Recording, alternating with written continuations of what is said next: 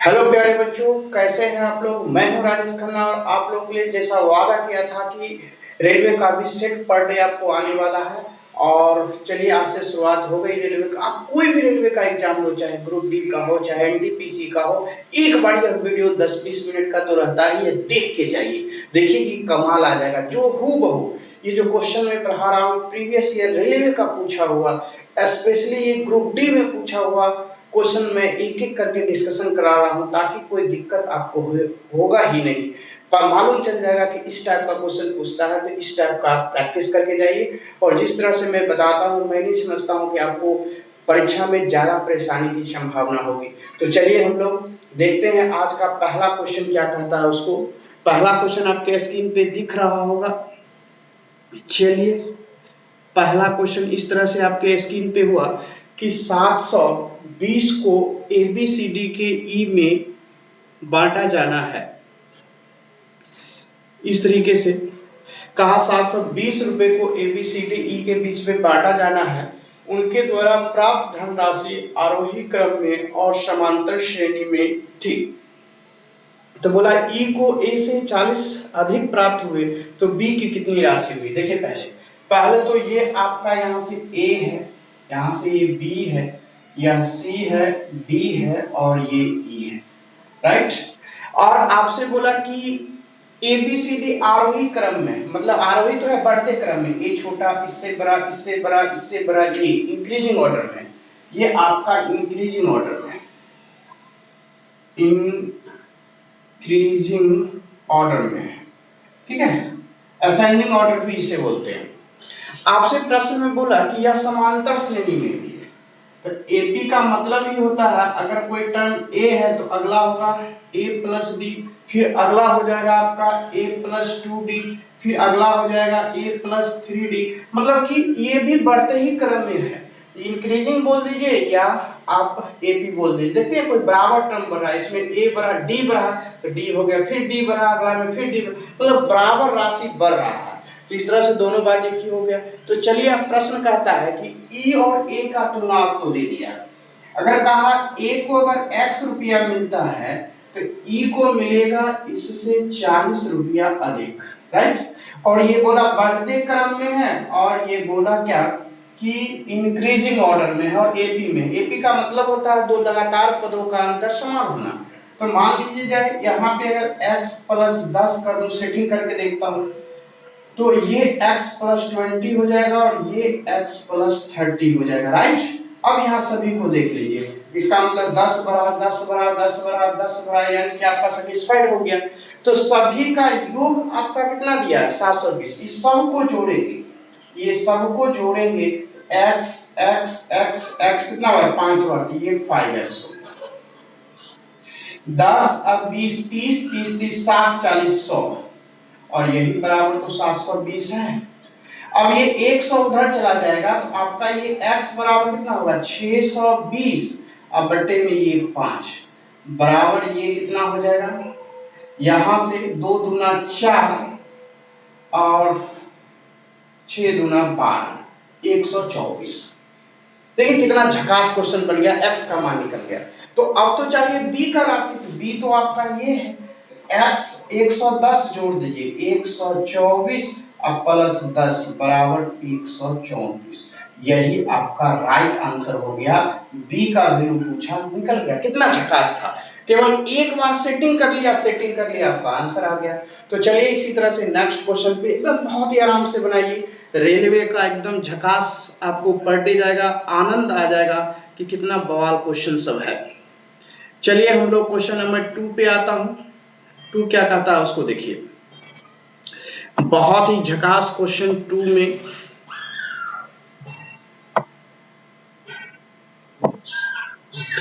देखिए कहा उस त्रिभुज का क्षेत्रफल ज्ञात कीजिए जिसके निर्देशांक दिए गए। ये कोऑर्डिनेट चैप्टर है, एडवांस सेक्शन में कोऑर्डिनेट पढ़ना होता है, उसी चैप्टर का ये है।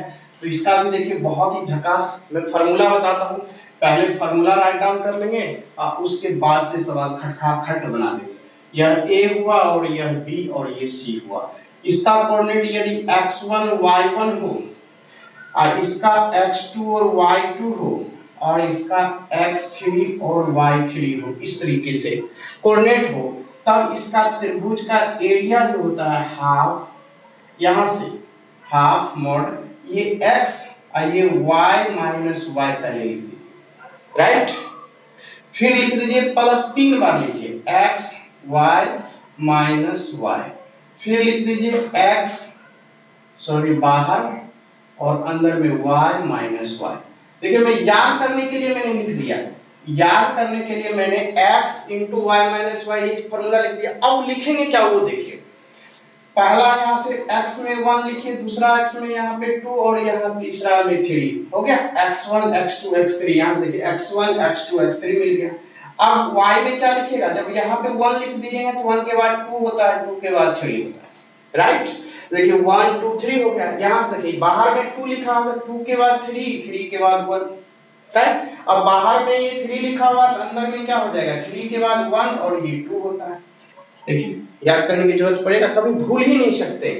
तब यहाँ से यही फॉर्मूला तो है, तो आपका यहाँ से x1 इक्वल टू, आप इसमें दिया हुआ है x1 मान लीजिएगा 1 और 2 को, और x2 y2 मान लीजिएगा -4 और -3 को, और यहाँ से जो x3 y3 है इसको 4 1 मान लीजिएगा, 4 और 1, राइट। तो x3 और हो गया, x3 और y3 4 और 1 हो गया। तो यहाँ से देखिए x1 की जगह पे 1 है तो x1 की जगह पे यहाँ पे 1 पुट कर दीजिए, और y2 आपका यहाँ पे लिखा हुआ है तो माइनस में 3, y3 इसमें है जो 1 के बराबर हो गया। अब x2 पे आइए, x2 आपका -4 है तो यहाँ पे 4 लिख दीजिए, x3 आप y3 आपका 1 है, यहाँ से y1 आपका यहाँ पे दिया हुआ है 2 है, और x3 इसमें 4 है, ये 4 हो गया। अब y1 आपका 2 है और y2 आपका माइनस में 3 है तो प्लस 3। बस फार्मूला लिख दिया। देखिए ये तो मैंने लिखा, ये तो मैंने सवाल बनाने के लिए, तो देखिए यही लाइन काफी है, जानते हैं तो बस हो गया। अब यहाँ से 1/2, अब देखिए यहाँ से क्या होगा, -3 -1 मिलके माइनस में 4, ये -1 और माइनस मिलके प्लस में 4, यहाँ से 3 और 2 5 4 20 इस तरीके से, और ये 4 से 4 कैंसिल, ये 20 को 2 से डिवाइड करेंगे कितना हो जाएगा 10, ये स्क्वायर यूनिट चूंकि एरिया होता है। कहीं से कोई दिक्कत है, झकास तरीके से बन गया। तो पहले मैंने एक फार्मूला बताया, फार्मूला के बाद देखिए सवाल 2 लाइन लिखिएगा, आपका आंसर हो जाएगा। बहुत ही आशा करता हूं कि अच्छे तरीके से समझे होंगे। तो चलिए नेक्स्ट क्वेश्चन पर, क्वेश्चन नंबर नेक्स्ट 3 क्या कहता है उसको देखेंगे। बहुत ही अच्छा क्वेश्चन है, क्वेश्चन नंबर 3 आपके स्क्रीन पे इस तरह से रहा। तो ये कहा 2 इनलेट पाइप जो है, इनलेट का मतलब होता है आउटलेट और इनलेट होता है, इनलेट का मतलब भरने वाला होता है, ठीक है, यानी भरा पाइप को तो इनलेट बोला जाता है। 2 इनलेट पाइप ए और बी एक खाली टंकी को 22 और 33 घंटे में 22 आवर्स और 33 आवर्स में भर सकते हैं। तो उन्हें एक साथ खोला गया, लेकिन टंकी भरने से 3 घंटे पहले ए को बंद कर दिया गया, तो टंकी को भरने में दोनों पाइपों द्वारा कुल कितने घंटे लगेंगे, ये आपसे बोला। बहुत ही बेहतरीन क्वेश्चन है। कहा ए इनलेट है यानी भरने वाला है, ये कहा 22 आवर्स लगाता है, बी भी भरने वाला है, इनलेट है 33 आवर्स लगाता है। तो मेरे पास टोटल कार्ज कितना हो जाएगा, टोटल मतलब बोलते हैं एलसीएम को, तो ये आपका हो जाएगा 66, राइट, यही मेरे पास टोटल वर्क है। अब देखिए 66 हो गया टोटल वर्क, टोटल वर्क जो हो गया वो कितना हो गया 66 हो गया। तो 66 में आप क्या करेंगे, हम लोग यहाँ से डिवाइड करेंगे। देखिए यहाँ से तब हो गया, अगर ए को करता है ये 66 भाग भरता है 22 घंटे में, तो एक भाग भरने में कितना लगेगा 3, और अगर ये 33 घंटा लगता है 66 भाग को भरने में, तो एक भाग भरेगा कितना 2 घंटे, राइट। अब प्रश्न उठता है यहाँ पे कि पूरा कार्य समाप्त होता, लेकिन ए को क्या होता कि उन्हें एक साथ तो खोल दिया गया टंकी को, लेकिन टंकी भरने से 3 घंटे पहले ए को बंद कर दिया गया। मैंने टंकी जब बंद, मान लेते कि यहाँ पर दोनों स्टार्ट हुआ और यहाँ से दोनों चला, दोनों स्टार्ट भरना चालू किया, लेकिन जब यहाँ के समाप्त होता उससे 3 घंटा पहले ही, 3 घंटा पहले ही जो है ए को यहाँ पर बंद कर दिया गया, ए बंद हो गया और बी अभी भी चल रहा है, यहाँ समाप्त हो जाएगा, टंकी भर जाएगी। बात ये उठती है कि 3 घंटा पहले ए को बंद कर दिया गया, तो कुछ ना कुछ ये होगा कि ए जो है 3 घंटे में कुछ ना कुछ तो कार्य करता है, ए जो है वो कुछ ना कुछ कार्य तो करता है। तो ए 3 घंटे में कितना कार्य करता है, जब ए 1 घंटे में कितना कार्य कर रहा है, 3 भाग बढ़ा दिए, 3 घंटे में कितना भरेगा, तो 3 घंटे में ए जो भरेगा तो ये कितना हो जाएगा, ए 3 घंटे 66 तो टोटल था ही, ए 3 घंटे में भरेगा, यहाँ से कितना भरेगा, गुना 3 कर देंगे, 3 तिया 9 भरेगा। अब ये 15 हो गया और ये 75 हो गया। अब टोटल कार्य पहले से 66 तो था ही, पहले टोटल 66 तो था ही, अब 3 घंटा छोड़ के गया, तो 3 घंटा ये जो अपना काम करता वो तो छोड़ के चला गया, तो 3 घंटा में कितना कार्य को छोड़ के गया, तो 3 घंटा में 1 घंटे में 3, तो 3 घंटे में 3 दिया 9 कार्य छोड़ कर गया। अब पहले से तो 66 कार्य टोटल था, 9 जो ये छोड़ के गया वो 75। अब ये 75 में क्या करेगा, ए और बी मिलके करेगा, तो 1 घंटे में कितना हो गया, 3 2 5, 5 से 1 घंटे में 5 कार्य होगा, तो अब ये मिलके करेगा तो कितना समय लगेगा, यहाँ से टोटल समय पूछा है, यहाँ से 15, यानी 15 आवर्स लग जाएंगे। यानी कि बंद कर दिया जाए तो टंकी भरने में दोनों पाइप द्वारा कुल कितने, दोनों पाइप द्वारा पूछा, इसलिए 3 और 2 5 से डिवाइड किया, 15 घंटा लग गया। कितना आसानी सा है वो देखिए।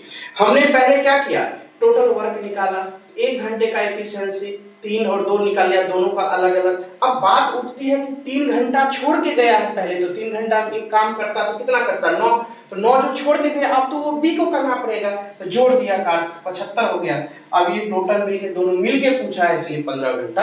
अगर सिर्फ ए का पूछता, बी का पूछता, तो बी का एफिशिएंसी से भाग दे देते, उसका निकल जाता। चलिए नेक्स्ट क्वेश्चन में आ जाइए, तो 15 घंटा इज द राइट आंसर हो जाएगा। नेक्स्ट क्वेश्चन, क्वेश्चन नंबर 4, ये रहा आपके स्क्रीन पे, देखिए कितना प्यारा सा है क्वेश्चन नंबर 4।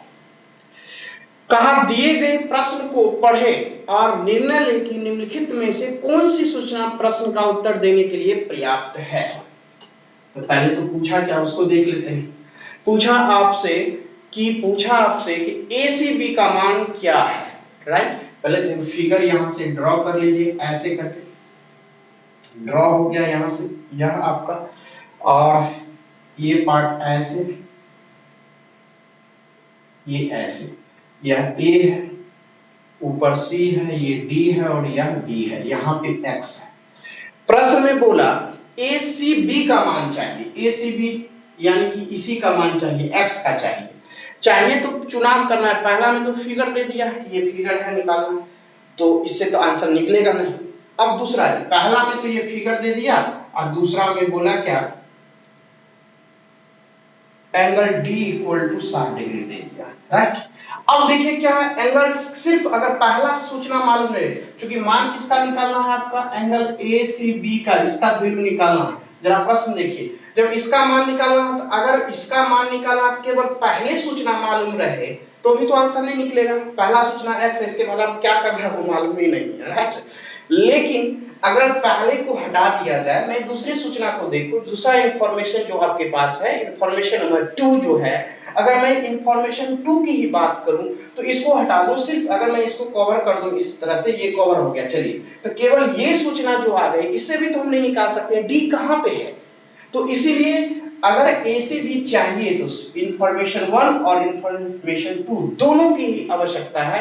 तो दोनों किस ऑप्शन में है, ऑप्शन नंबर 1, क्योंकि जैसा ही D का मान यहाँ पे 60 हो जाएगा, तो एक ही जीवा द्वारा परिधि पर बने कोण आपस में बराबर होते हैं, इसलिए झट से आंसर निकल जाएगा ACB बराबर x बराबर 60 डिग्री हो जाएगा, क्योंकि दोनों बराबर होते हैं। तो जब दोनों सूचना मालूम रहेगा तब खटाक से 60 डिग्री निकल जाएगा। तो option number B is the right answer. देखिए ऑप्शन नंबर बी में कहता है 1 और 2 दोनों ही पर्याप्त हैं, इस तरह 2 is the right answer. Next question पे आएंगे। नेक्स्ट क्वेश्चन 5, देखिए 5 क्या कहता है आपके स्क्रीन पे, बहुत ही अच्छा 5, निम्नलिखित में कौन सा सही है। देखिए बहुत अच्छा क्वेश्चन है, कहा निम्नलिखित में कौन सा सही है। पहले तो 9/16 और 13 यहां से 9/16 और 13/24, ये बड़ा है। सब ऑप्शन में देखिए, ऑप्शन नंबर ए में आपका ये दिया हुआ है 9/16 less than equal to 13/24। Option number B कहता है 9/16 13/24। फिर ऑप्शन नंबर सी कहता है 9/16 और आपका 13/24, और सी में आपका इक्वल टू दिया हुआ है, बी में आपका ग्रेटर देन दिया हुआ, और एक डी बना देता हूं यहां से। डी कहता है 9/16 लेस देन 13/24। इस तरीके से आपका सारा मैंने लिख दिया है, जो था वो मैंने राइट डाउन कर दिया। कौन सा सही होगा उस पर चर्चा करता हूं। तो सब में 9/16 13/4 मैंने बाहर एक निकाल लिया, इस पर डिस्कस करता हूं। डिस्कस करने से पहले थोड़ा सा मैं इस पे जज कर लेता हूं कि अगर कहीं a/b और c/d की बात करें और ये पूछे इस दोनों में से कौन सा बड़ा, कुछ नहीं करना है आपको, करना क्या है, क्रॉस मल्टीप्लिकेशन। यहां से यहां तो आप a और d को मल्टीप्लाई करेंगे तो यह ad होगा, तो ये bc को मल्टीप्लाई करेंगे तो ये bc हो जाएगा। अब जज करना है कि ad बड़ा या bc।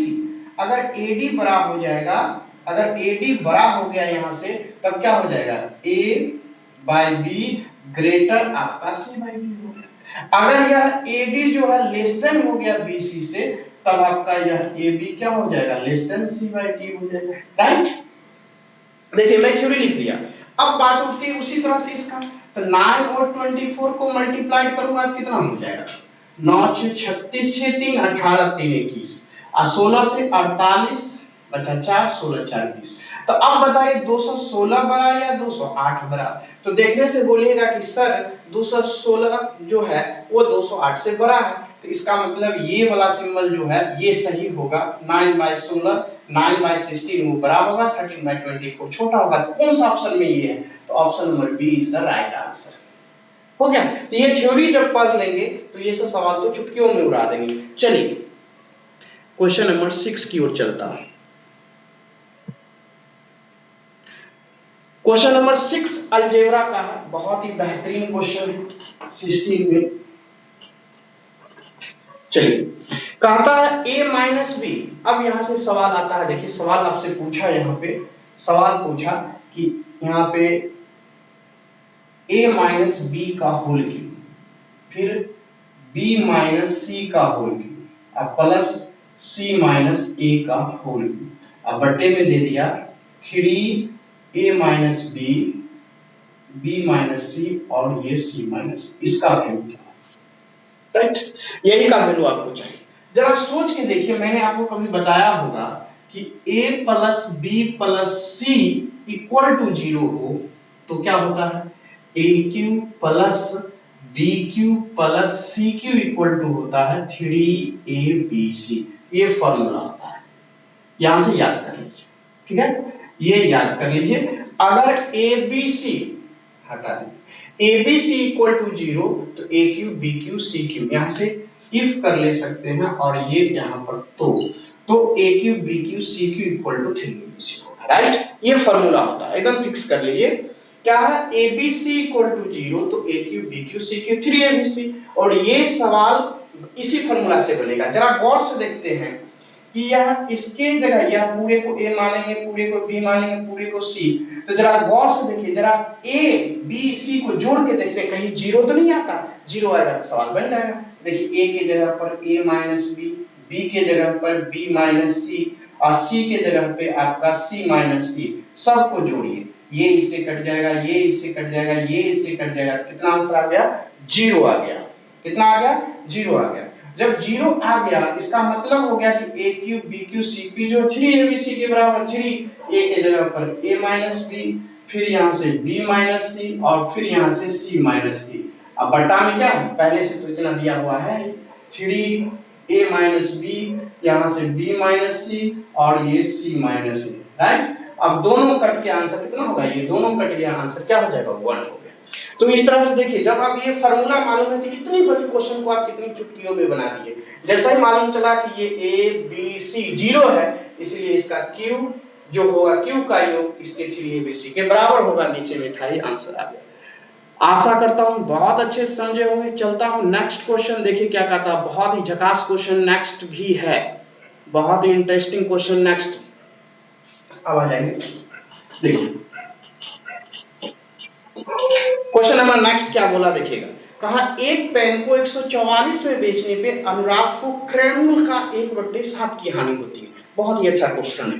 देखिए इसका मतलब हानि दे दिया, रुपया जो दे दिया वो दे दिया आपका। लॉस की बात किया तो लॉस 1/7 होता है।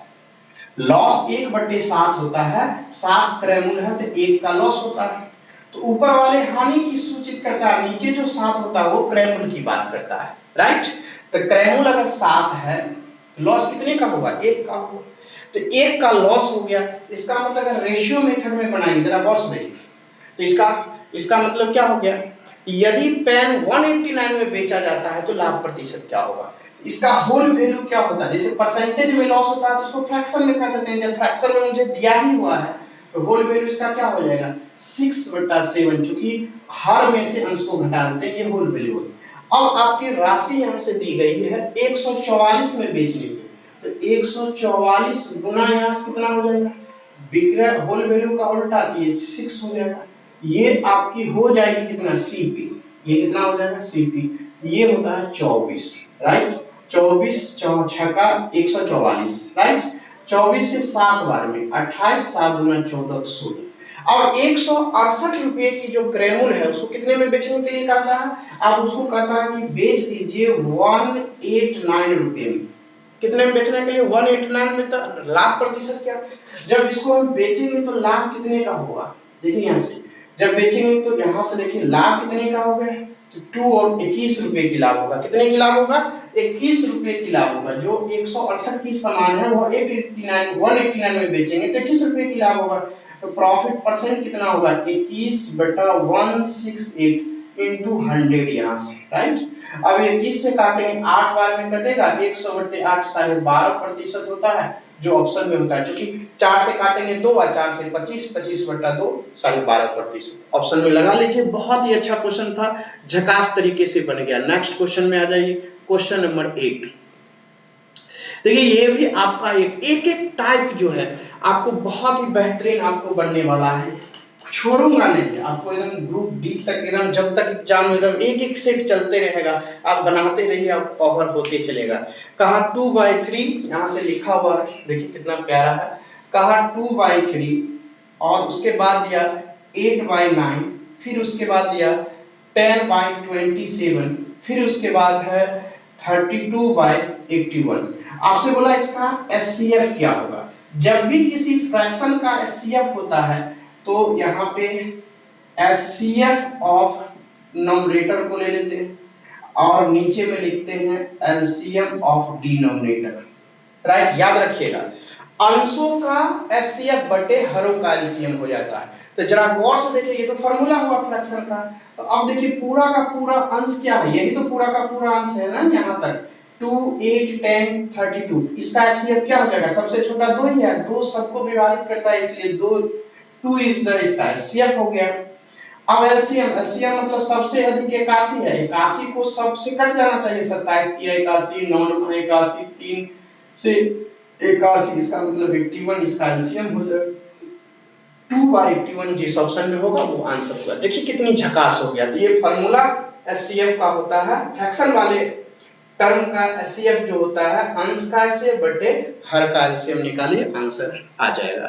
तो चलिए नेक्स्ट क्वेश्चन पे चलता हूं। क्वेश्चन नंबर नेक्स्ट क्या कहता है उसको देखिए, बहुत ही आनंद आने वाला क्वेश्चन नंबर नेक्स्ट। बोला एबीसी एक टैंक से जुड़े 3 वाल्व हैं और एबी मिलकर टैंक को 6 घंटे में भर सकता है। बहुत प्यारा सा क्वेश्चन, बहुत ही इंटरेस्टिंग सवाल यहाँ पे बनने वाला है। बोला एबीसी जो है, यह एबी जो है, एबी बोला 6 घंटे में भर देता है, राइट।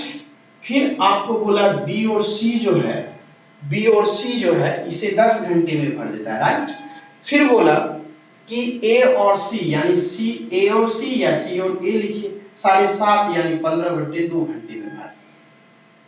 ठीक है, इस तरीके से भर सकता है। मैंने आपके स्क्रीन पे लिख दिया और कितना प्यारा सा है, इसको ये देखिए, बहुत ही प्यारा सा आपका दिखने वाला है। देखिए अब कहता है कि मेरे पास टोटल वर्क कितना हो जाएंगे। अगर मैं टोटल वर्क को बोलूं कि 30 ही है मेरे पास, एलसीएम ले लिया, तो 1 घंटे में कितना भाग भरेगा, 6 पंचे 30, 5 भाग 10 घंटे में भरता है 30 भाग, तो 1 घंटे में कितना भाग चलेगा, तो ये 10 गुना 3 30, ये कितना हो जाएगा, 15 से भाग देंगे, दूना 30, 2 पर 4, 4 भाग भरेगा इस तरीके से। अब मुझे निकालना का ए, जब ए निकालना हो तो कुछ नहीं करना, जो आपका टोटल वर्क आता है ना, टोटल वर्क कहते किसको है, ये जो 6 10 इसका एलसीएम, यही होता है एलसीएम ही टोटल वर्क होता है। तो ये 2 गुना 30 लिख देंगे, जो भी आपका एलसीएम आएगा वो। अब निकालना किसको, ए। तो अब इसमें से देखना कौन सा टर्म में ए नहीं है, तो बी प्लस सी में ए नहीं है, तो ये टर्म को घटा लेंगे एफिशिएंसी को जोड़ के, 5 और 4 9, और जिसमें ए नहीं है उसको घटा लेंगे, तो 5 4 9, 9 में से 3 गया 6, 6 से डिवाइड कर देंगे, ये 5 हो जाएगा, यानी ए काम करेगा तो 10 घंटा। देखिए लाजवाब क्वेश्चन है कि नहीं, कितनी आराम से बन गया। यही में बी रहता तो बी जिस टर्म में, बी इस टर्म में नहीं है, इस दोनों को जोड़ते, बी को घटा देते। फिर अगर पूछता सी केवल चाहिए थे, सी इसमें नहीं है, इस दोनों को जोड़ते, इसको घटा लेते, सी का निकल जाता। कहता तीनों का निकालिए, तो 2 गुने 30 तो सब में लिखा था, सबको जोड़ के भाग देते, आंसर आ जाता है। चलिए next question, question number next आपका कहा यहां से, देखिए तब तक बनाइए। चलिए क्वेश्चन नंबर 10 में प्रयास कीजिए फटाफट। आपका किसका है, ट्राइगोनोमेट्री का है, और ट्राइगोनोमेट्री का मेरा लेक्चर अगर आप देखे होंगे तो आपका बन गया होगा। ट्राइगोनोमेट्री की लेक्चर अगर आप देखे होंगे तो वहां पे ये सवाल बना चुके होंगे, सवाल बन जाएगा, बहुत ही आसान है। देखिए आपका कहता क्या है, सवाल देखेंगे, सवाल कहा यहां से साइन ए प्लस आपका साइन बी, राइट, और ये आपका हो गया cos A plus cos B, नहीं सॉरी साइन, हाँ कॉस ए माइनस में cos A minus cos B, right. अब आ गया यहां से cos A plus cos B, और नीचे में आ गया साइन ए माइनस साइन बी। जरा गौर से देखिए, अगर भिन्न का जोड़ करना हो तो ये एलसीएम क्या हो जाएगा, मेरा नीचे वाला एलसीएम हो जाएगा, यानी कि cos a minus cos b LCM इस तरह से लिखेंगे, sin a sin b इस तरह से, और ये वाली टर्म को उठा के यहाँ पे ले आएंगे। जैसा ही उठा के यहाँ पे ले आएंगे तो क्या होगा, जैसा ही उठा के यहाँ पे ले आएंगे तो देखिए ये a प्लस बी और a माइनस बी गुना करेंगे तो ये हो जाएगा sine square a minus sine square b हुआ। फिर जैसा ही ये वाला टर्म को यहाँ से गुना करेंगे तो ये भी क्या हो जाएगा cos square a minus cos square b। अब सबको जोड़ देंगे, जोड़ेंगे तो ये वाला टर्म मिलके 1 हो जाएगा, और ये वाला टर्म मिलेगा तो ये -1 होगा, -1 और 1 मिलके 0, तो 0 by anything equal to 0 answer होगा। कितना झकास था। अगर ये सवाल को गौर से, क्योंकि ये वाला टर्म जैसा ही यहाँ आएगा तो a प्लस b और a माइनस b, तो a square minus b square हो जाएगा। फिर ये वाले टर्म को इससे गुना करेंगे तो यह a plus b a minus b है, a square minus b, a की जगह पे cos है, cos b है तो स्क्वायर, cos है cos b का स्क्वायर हो जाएगा। तो इस तरीके से आपने समझा, बहुत ही झकास। नेक्स्ट में आ जाइए, देखिए कितना प्यारा सा क्वेश्चन, क्वेश्चन नंबर 11। चलिए कहा 5 दोस्तों के बीच एक केक बांटा जाता है। कहा यहां से देखिए, कहा 5 दोस्तों के बीच एक केक बांटा जाता है तो 4 को केक मिला। देखिए यहां से बहुत ही अच्छा क्वेश्चन, कि पहला जो व्यक्ति है उसको मिला कितना 1/8 भाग, दूसरा है उसको कितना मिला 1/6 भाग, तीसरा है उसको कितना मिला 5/12 भाग, चौथा है उसको कितना मिला 1/12, अब पांचवा को कितना मिलना चाहिए वही तो आपसे पूछ रहा है, पांचवा का ही आंसर पूछ रहा है कि पांचवा को कितना। देखिए यहां से सबसे नीचे वाला, ये सबके हर में क्या 8 है 6 है 12 है 12, इसका एलसीएम क्या हो जाएगा, नीचे वाले का एलसीएम हो गया 24।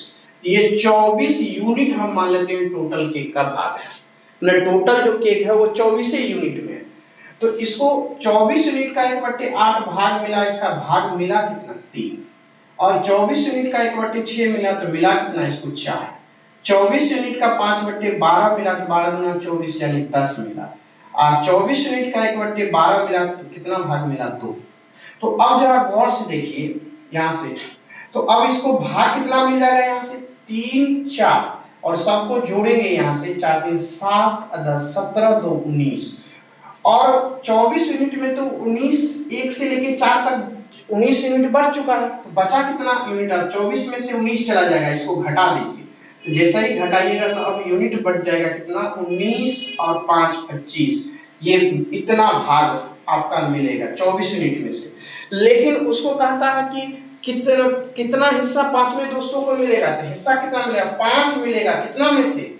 24 में से। ये आपका आंसर हो गया 5/24। एक तो आंसर हो गया, बहुत ही झकास आंसर था। चलिए नेक्स्ट क्वेश्चन की ओर आएंगे। नेक्स्ट 12 देखिए, बहुत ही प्यारा सा पॉपुलर क्वेश्चन है। क्वेश्चन नंबर 12 कहता है यदि cos स्क्वायर 5, यहां से देखिए cos square 5 plus 1 cosec square 5 plus 17 equal to x। अब तब आपसे कहता है कि x square equal to y, ये क्या होगा? कुछ नहीं करना है, जैसा ही आप इसको 1 बाय, देखिए यहां से 1 बाय cosec स्क्वायर 5 को आप लिख सकते हैं sin स्क्वायर 5, क्योंकि ये फार्मूला होता है। हो गया। अब cos स्क्वायर 5 और sin स्क्वायर 5 मिलके 1 होता है, ये बचपन से जानते हैं। बचपन से क्या जानते हैं कि cos square theta plus sin square theta equal to 1, ये तो बचपन से जानते हैं। यस और नो? तो उसी तरह से एंगल सेम होने पे sin cos जोड़ में रहेगा तो 1, ये 1 हो गया। ये 17 इक्वल टू x, तो x बराबर कितना हो गया? x बराबर आपका 18 हो गया। तो आपसे तो प्रश्न में पूछा x स्क्वायर का वैल्यू, तो 18 का स्क्वायर कितना होता है? 324, और जिस ऑप्शन में होगा वो टिक लगा दीजिए। तो देखिए आपका आंसर कितना होगा? 324। निकला कि नहीं निकला? क्वेश्चन नंबर 13 जो है, रोहन और रोहित एक साथ कार्य करता है। देखिए यहां से मैं लिखता हूं रोहन और प्लस ये रोहित, राइट। एक साथ कार्य करता है तो 10 दिन लगता है, और रोहन जो है कार्य करता है उसका 15 दिनों में कर लेता है, राइट। तो आपसे प्रश्न में पूछा कि रोहित उस कार्य को कितने दिनों में करेगा? तो 10 × 15, अब बाय दोनों का अंतर कर लेंगे 5 का, 5 से यह 3 हो जाएगा, यानी रोहित करेगा तो 30 दिन लगेगा। जिस ऑप्शन में होगा टिक लगा लेंगे। चलिए ये अच्छे से समझे होंगे। अब चलता हूं नेक्स्ट क्या कहता है उसको देखिए। क्वेश्चन नंबर नेक्स्ट जो है वो है 14। क्वेश्चन नंबर 14 आपके स्क्रीन पे, ये भी बहुत ही अच्छा सा क्वेश्चन है। केवल लंबा चौड़ा देखने में लगता है लेकिन बहुत ही आसान। सबसे पहले बोला दिल्ली में एक टीवी एक्स में बेचा जाता है। एक व्यापारी चंडीगढ़ जाता है और दिल्ली की कीमत से 20% कम मूल्य पर टीवी खरीद लाता है। 600 परिवहन पे खर्च करता है और इसके बाद वह दिल्ली में एक टीवी एक्स मूल्य पे बेच देता है। तो कहा कि 160% लाभ अर्जित करता है तो एक्स का मान कितना होगा? देखिए यहाँ से बहुत ही अच्छा क्वेश्चन है। यहाँ से अगर वो यहाँ से मैं लिखूं कि 100/60% का प्रॉफिट, इसका मतलब फ्रैक्शन में 1/7, तो प्रॉफिट हुआ एरो ऊपर की ओर, इसका मतलब होल वैल्यू हो जाएगा कितना? 8/7, राइट। अब उसने प्रश्न में कहा, जैसे प्रश्न का उसे हल कीजिए। प्रश्न में कहा x तो दिल्ली में है, इससे कम 20% कम, तो 20% कम का मतलब 80, 80/100 का 4/5। तो ये तो हुआ कि इससे कम चंडीगढ़ में खरीदा और 600 रुपया परिवहन पे लगाया, और वो फिर दिल्ली में बेच दिया एक्स में, तो विक्रमण हो गया, ये तो क्रैमल हुआ। तो होल वैल्यू का उल्टा गुना कर दीजिए, तो ये आपका हो जाएगा क्रैमल। तो दोनों आपका क्रैमल हो गया। ये 4x/5 को इधर ले आएंगे, इधर वाला 8 से 8 चौका 32, 7 × 35, 35 में से 32 जाएगा, ये 3x/8 × 40, ये आपका 600। 3 से काट देंगे तो ये 200 बार में, तो x बराबर कितना हो जाएगा? 4 × 8 और 3 जीरो बैठा देंगे, यानी कि 8000 रुपया x का वैल्यू निकल गया। देखिए कितना प्यारा सा क्वेश्चन था, झकास तरीके से बन गया, कहीं से कोई दिक्कत होने ही वाला नहीं है। आप लोगों को इतनी बवाल क्वेश्चंस है बन रहा है आपका, बहुत ही अच्छा क्वेश्चन यहाँ पे आप बना रहे हैं। देखिए कितना अच्छा क्वेश्चन। अब हम लोग यहाँ से नेक्स्ट आ जाएंगे। नेक्स्ट देखिए क्या कहता है, क्वेश्चन नंबर 15 भी बहुत शानदार है, देखने से ही आपका बड़ी लाजवाब क्वेश्चन है। 15 नंबर को देखिए क्या कहता है, एकदम टेंशन नहीं लेना, आराम से पढ़ना, इस बार रेलवे को छक्का छोड़ा देना है। कहा यहाँ से देखिए बहुत ही अच्छा क्वेश्चन है, बोला यहाँ से sec 4 theta minus sec square theta equal to 3, right. तो अब यहाँ से करेंगे क्या, जब 3 हो गया तो आप sec स्क्वायर थीटा को कॉमन कर लेंगे, तो यहाँ से हो गया sec स्क्वायर थीटा माइनस 1 ये 3। तो इसके जगह पे आप tan स्क्वायर लिख देंगे, ठीक है। वो sec स्क्वायर थीटा और ये फार्मूला होता है sec square theta minus tan square theta होता है। अब इसको ब्रेक कर दीजिए, 1 से गुणा कीजिएगा tan को तो tan square theta, tan square को tan से गुणा कीजिएगा tan 4 थीटा। यही तो आपसे पूछा कि tan स्क्वायर थीटा और tan 4 थीटा का वैल्यू कितना होता है, तो 3 का 3 ही आ जाएगा। देखिए कितना प्यारा सा क्वेश्चन है। अब हम लोग चलेंगे नेक्स्ट क्वेश्चन। नेक्स्ट आपका क्या कहता है वो देखिए, क्वेश्चन नंबर 16। ये भी आपका बहुत झकास है क्वेश्चन नंबर 16। देखेंगे यहाँ से प्यारा सा क्वेश्चन, क्वेश्चन नंबर 16 कहा किया, यहाँ पर देखिए कि 1 लाख यहाँ से 60,000 रुपया मुंडन है, राइट। 1,60,000 रुपया, राइट। उसके बाद बोला कि धनराशि 2 वर्ष के लिए, यहाँ पे 2 वर्ष लिखा और रेट आपका 10% बोला, ठीक है। और उसके बाद वार्षिक दर पे चक्रवृद्धि ब्याज कितना होगा यदि ब्याज की गणना अर्धवार्षिक पे होती है। तो जरा गौर से देखिए, जब ये हाफ ईयरली के केस में होता है ना, तो ये समय जो होता है वो दुगुना हो जाता है और ये जो होता है रेट जो होता है वो हाफ हो जाता है। अब समय जो न्यू हो गया वो 4 वर्ष हो गया और रेट जो हो गया 5% हो गया।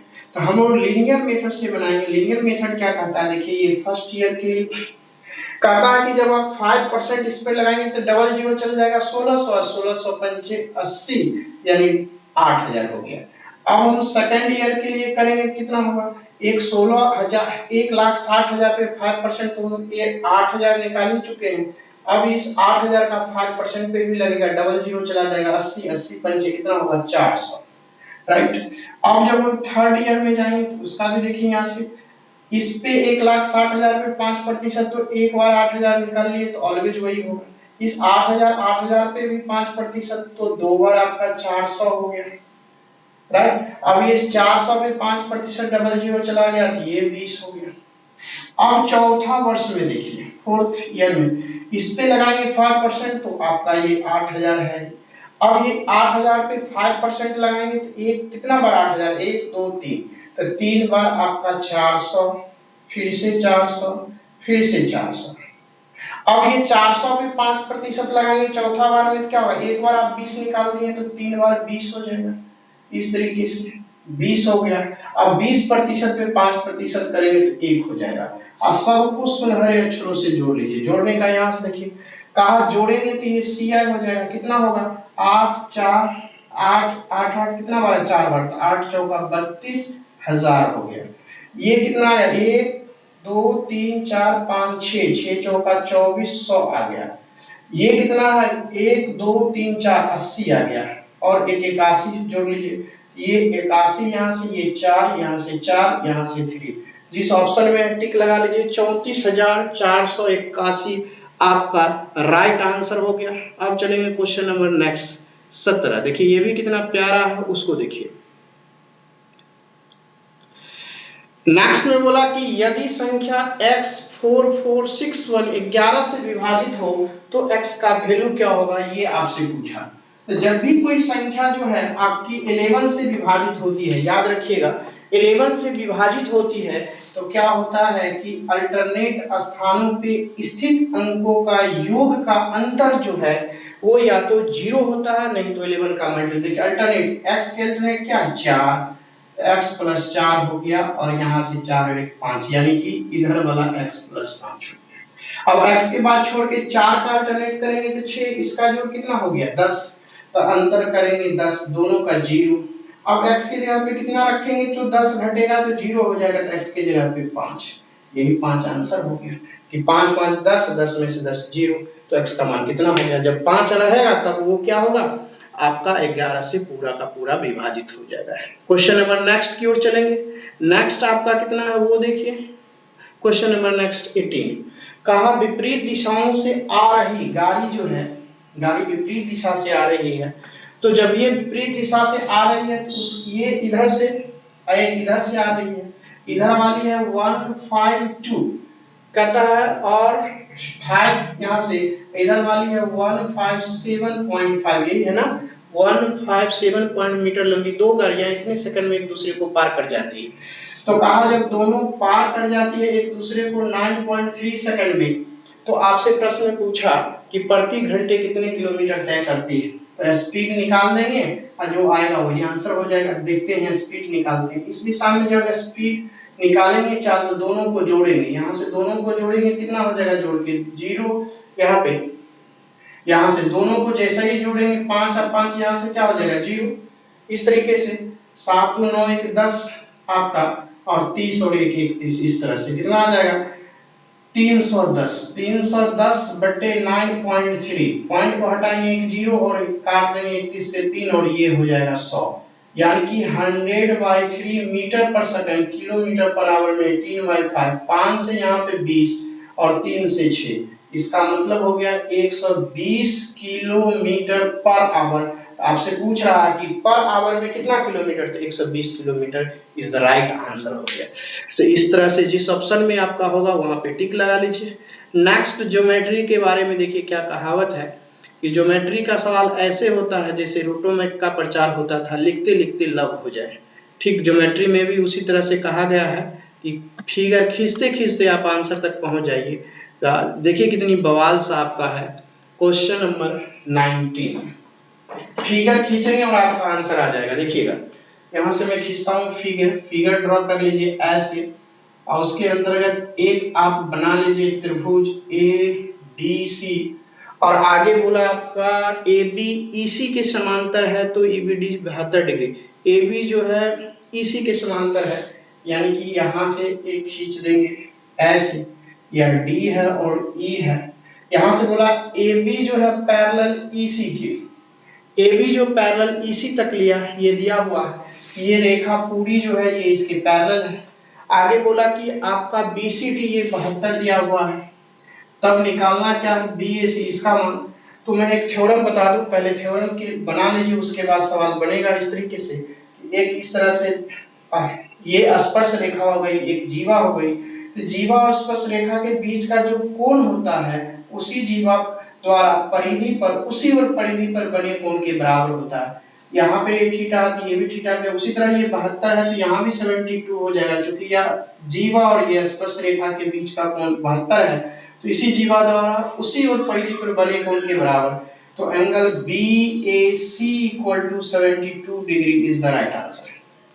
चलिए आशा करता हूं बहुत अच्छे से समझे होंगे। अब चलता हूं नेक्स्ट क्वेश्चन क्या कहता है। देखिए नेक्स्ट क्वेश्चन नंबर आपका ये रहा। ये क्वेश्चन केवल आपको लंबा चौड़ा देखने में लगता है लेकिन हकीकत में है नहीं, बहुत ही झकास क्वेश्चन है आपका। यहाँ से कहा अच्युत 25,000 रुपए का निवेश कर एक चाय की दुकान खोलता है। वह इस राशि का 30% दुकान की फर्निशिंग पर और 20% दुकान के लिए अन्य आवश्यक सामग्री खरीदने में करता है। अपनी दुकान के लिए बाकी के सामान खरीदने के लिए अब उसके पास कितने, सबसे पहले तो उसके पास टोटल कितने थे 25,000 हो गया। अब उसके बाद उसने 30% एक जगह किस पे, फर्निश पे खर्च कर दिया, और दूसरा सामान लिया 20 का, तो टोटल खर्च उसने 50% कर दिया। 50 कर दिया, 100 के केस में अब उसके पास रिमेनिंग कितने बचे, 100 में से 50 तो 50 बचे, तो 50% कर लीजिएगा। प्रतिशत से डबल जीरो चला गया, 25 पंचे 125, एक जीरो यहाँ एक जीरो यहाँ, इतना रुपया अब उसके पास बचेगा 12,500। जिस ऑप्शन में टिक लगा लीजिए। देखिए कितना बवाल सवाल था। मैं आशा करता हूं कि बहुत ही अच्छे से समझे होंगे, और इसी तरह से रेलवे का भी सेट अप पर डे चलेगा। आपको इसी तरह से आप प्रैक्टिस करते रहिए, और एसएससी की तरह अब रेलवे में भी मजा आएगा, क्योंकि अब पर डे आपका क्लास जा रहा है, कभी मिस नहीं होगा। रास्ते में भी चलते रहिए, सोते रहिए, उठते रहिए, बैठते रहिए, सभी जगह 10-20 मिनट का वीडियो है, देख लीजिए। आपका मैथ का पूरा कवर हो जाएगा, एक भी क्वेश्चन छूट नहीं पाएगा आपका। यहीं से कभी एग्जाम देने के लिए जाइए तो एक बार ये वीडियो जो है देख के जरूर जाइए, देखिएगा कुछ ना कुछ इम्प्रूव आपको मिलेगा। तो थैंक यू, बाय बाय, फिर हम लोग अगले वीडियो में मिलेंगे।